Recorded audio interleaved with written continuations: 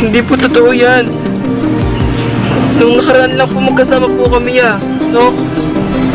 Baka po nagkamali lang po kayo.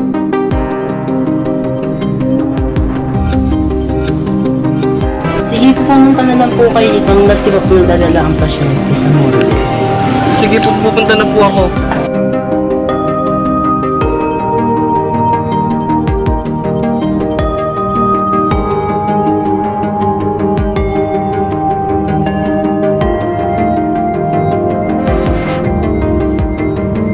Hello? Nakutin niyo po ako. Totoo po ba yung sinabi niyo kanina? Opo, ma'am, totoo po yun. Ilang months na po siyang nagpapacheck up sa akin.